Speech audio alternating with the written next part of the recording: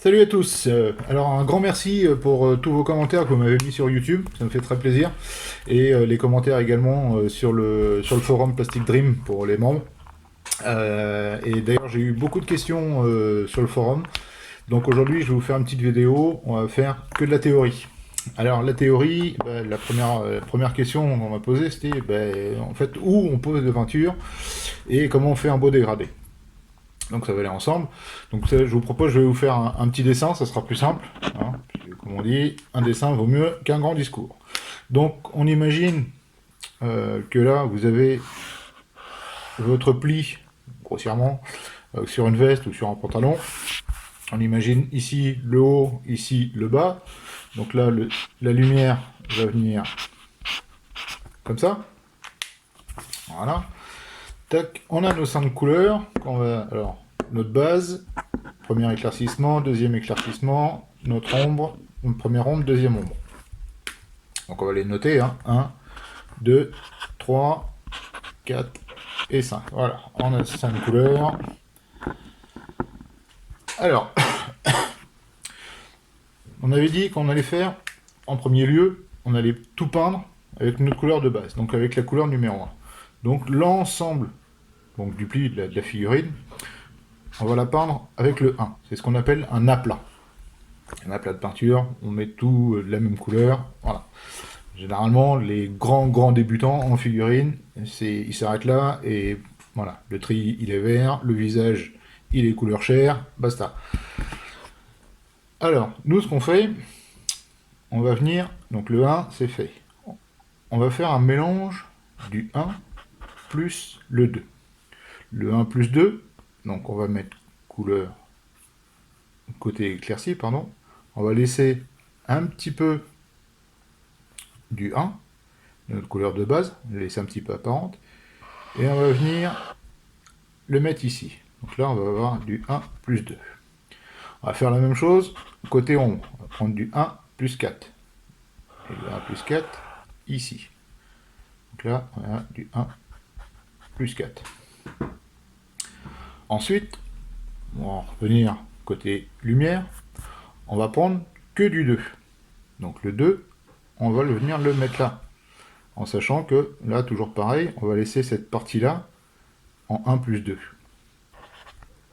Voilà. La même chose côté ombre.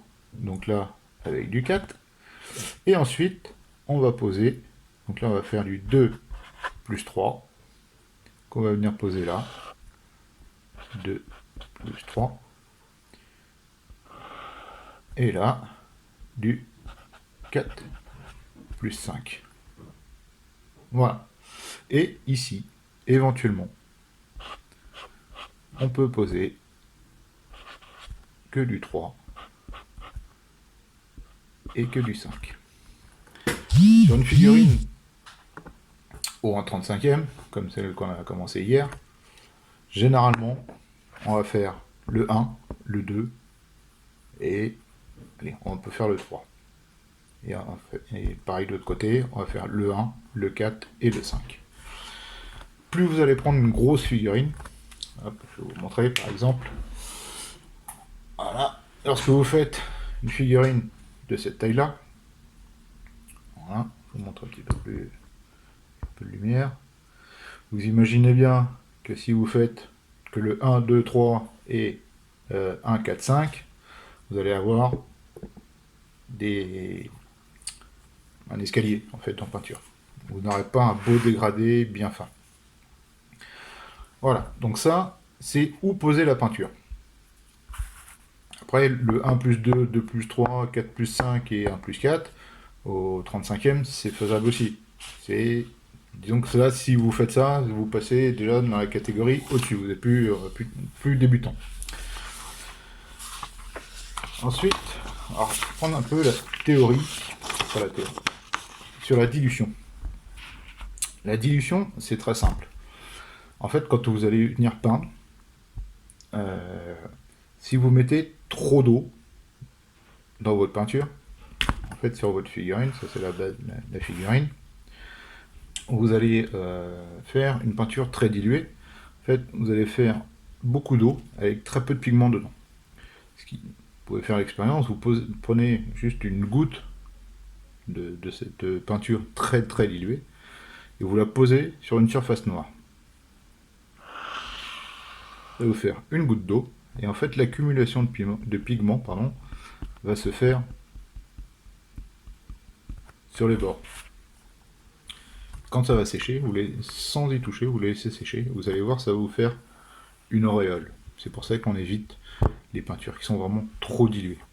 Si après vous faites une peinture qui n'est pas assez diluée, bah, quand vous allez mettre vos différentes couches, comme on a vu tout à l'heure, les 1 plus 2, 2, 3 plus 2 plus 3, etc. En fait, vous allez faire un escalier. Et là, les démarcations, à chaque fois, ça va se voir. Que si vous prenez une peinture qui va être entre les deux, et toujours dans le mouvement, vous allez pousser le pigment. Donc là, si c'est du clair, vous allez pousser vers l'endroit où vous voulez que ça soit le plus clair. Ben là, vous allez déposer un petit peu de pigment. Et puis, plus vous allez aller par là, plus vous allez en déposer. Donc forcément, si vous faites des couches relativement fines, l'accumulation ici, ici et ici. Donc là, vous allez dans la zone vraiment très claire. Là, un peu moins, un peu moins. Et entre les deux, vu qu'à chaque fois, vous aurez déposé un petit peu de pigment, et ben, vous allez lisser votre dégradé. Voilà. Si toutefois, vous avez fait votre dégradé et que vous arrivez à ce stade-là, et vous n'arrivez pas à bien faire vos dégradés, à bien lisser votre dégradé, vous pouvez reprendre votre couleur de base. Et là, par contre, vous faites de l'eau colorée. Un peu comme ça. De l'eau colorée. Vous allez imbiber votre pinceau. Et après, sur mon petit essuie-tout que je vous ai montré hier, c'est celui-là, hein, la preuve. C'est pas pour vous moucher, c'est pas parce que c'est dur, je transpire. Non, c'est pour essuyer votre pinceau. Donc en fait, là, je prends un gros pour vous montrer. Je le trempe dans l'eau. Là, il est bien gavé d'eau. Hein, pas de souci. Ben, quand je vais venir peindre, je vais prendre ma peinture et je vais venir essuyer mon pinceau. Essuyer, juste comme ça. Juste vous passez dessus. Ça vous permet déjà, dans un premier temps, si vous faites une légère rotation, de refaire la pointe de votre pinceau. Et après, eh ben, si vous regardez bien, en fait, votre figurine, vous allez l'humidifier sans la détremper. D'accord ? Et là, vous pouvez passer dans le sens pour faire, hop, pour remonter les pigments vers le haut, ou, bon là c'est que de l'eau, hein, ou vers le bas pour faire les ombres. Et si vous prenez votre peinture de base, en fait ça va vous faire un filtre dessus, très fin, et ça va atténuer votre effet d'escalier. Ici.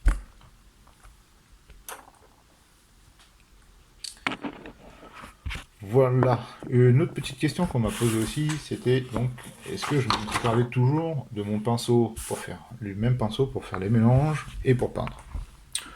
Oui et non, ça dépend. Des fois, j'ai une série de vieux pinceaux, j'en ai tout un pot, hein. Il y a même des brosses à dents, il y a tout avec, hein. Des gros, des petits. C'est des pinceaux, je sais pas si vous voyez, non, ça va pas faire le focal. Bon, ils sont tout éclatés. Donc j'en ai qui me servent pour les pigments, il y en a qui me servent pour faire, oui, ça c'est pour les pigments aussi, etc. Et puis après, il y en a qui me servent pour mélanger mes peintures quand il y a besoin. Après, il m'arrive, avec mon pinceau, je me sers pour peindre, de faire mon mélange aussi. C'est pas grave. Et quand vous faites votre mélange, de toute façon, votre pinceau, vous ne prenez pas comme ça, vous ne mélangez pas, c'est pas de la tambouille. Hein. Quand on mélange, on vient mélanger délicatement, hop, on mélange comme ça, et toujours dans le même sens. On rebrousse jamais le poil. que là vous allez l'éclater, ça va être un chou-fleur. Mais si vous le faites toujours dans ce sens-là, votre pinceau, vous n'allez pas l'abîmer. Ce qu'il faut, c'est quand au niveau de la virole, vous avez de la peinture, donc quand on mélange ces peintures, ça arrive 9 fois sur 10, bah, tout de suite après, et moi j'ai un gros pot, voilà, un gros pot de cornichons, je sais plus quoi, un gros bocal rempli d'eau, et hop, je le trempe dedans. Hop, j'essuie sur mon petit essuie-tout. En même temps, hop, on peut mettre son doigt comme ça, hop, et on refait bien la pointe. Et là, je peux peindre avec. Et je vais prendre juste avec la pointe, je vais prendre ce qu'il me faut de peinture, et je vais venir, hop, j'essuie mon pinceau et je viens peindre. Voilà pour la phase peinture théorie. Après, je vais vous montrer dans la prochaine vidéo ça. On va s'en servir dans la prochaine vidéo. Là, c'est primordial pour ceux qui ne connaissent pas les couleurs d'avoir ça. En fait, quand vous prenez votre couleur, donc là, notre joyeux soldat du Vietnam, il va être dans les tons verts, comme ceci, à peu près. Pourquoi hier j'ai utilisé du violet pour faire les ombres? Parce que c'est sa couleur complémentaire. C'est sur la roue chromatique sa stricte opposée.